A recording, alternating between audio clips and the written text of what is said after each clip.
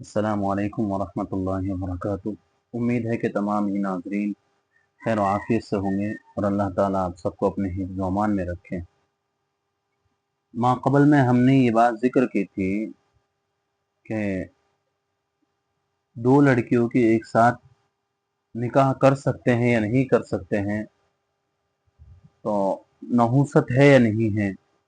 उसके बाद हमने ये भी बताया था कि दो ईदों के दरमियान शादी कर सकते हैं या नहीं कर सकते हैं, और उसका अक़ीदा भी बताया था कि बहुत से लोगों का अक़ीदा ये है कि अगर दो ईदों के दरमियान शादी करेंगे तो शादी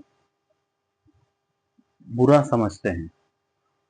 और अब हम आपकी खिदमत में आखिरी यानी हमारा जो उन्वान जो चल रहा है अक़ीदे के एतबार से, तो उसमें आखिरी कुछ बातें हैं।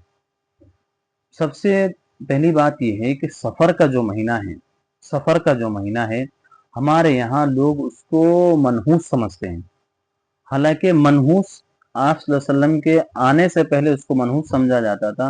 आप सल्लल्लाहु अलैहि वसल्लम जब तशरीफ लाए तो आप सल्लल्लाहु अलैहि वसल्लम ने कहा कि सफ़र के महीने में नहूसत नहीं है, और हमें तो अल्लाह पर भरोसा रखना चाहिए कि करने वाली ज़ात अल्लाह की है। जो कुछ भी होगा अल्लाह तबारक व तआला की तरफ से होगा और उसकी मशीयत से होगा।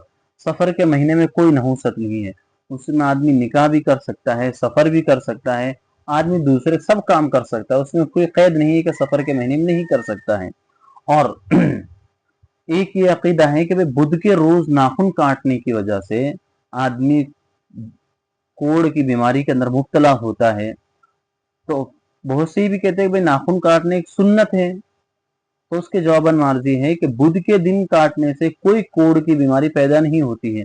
आदमी जब चाहे जब नाखून काट सकता है, लेकिन मुस्तहब दर्जे में ये समझा जा सकता है कि भाई जुमा का दिन है, जुमा का दिन 8 दिनों के अंदर अफजल दिन है, तो कहा कि उस दिन के अंदर जुमा की तैयारी की वजह से जुमा के दिन काटे तो बेहतर है। और तीसरा नंबर पर यह है कि बहुत से लोगों का अकीदा ये कि खाते वक्त या कुछ कहते वक्त बाज़े मरतबा ज़बान दांतों के नीचे आ जाती है, या कभी गाल अंदर से ज़बान के नीचे आ जाता है, तो लोग कहते हैं कि कोई अपनी बुराई कर रहा है। तो कहा कि यह अकीदा रखना कैसा है।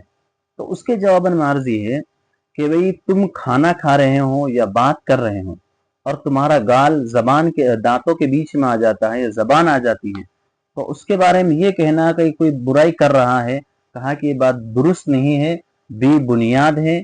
ऐसी बातों का अकीदा रखना गलत है और ऐसी बातों से अपने आप को बचाना बहुत ज़रूरी है।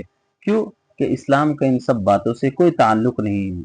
इस्लाम का ताल्लुक ये है कि तुम्हारा भरोसा सिर्फ अल्लाह के ज़ात के ऊपर हो, किसी और के ऊपर तुम्हारा भरोसा नहीं होना चाहिए, यकीन नहीं होना चाहिए। अल्लाह तबारक व तआला अमल करने की तौफीक अता फरमाए। अस्सलामु अलैकुम वरहमतुल्लाहि वबरकातुहू।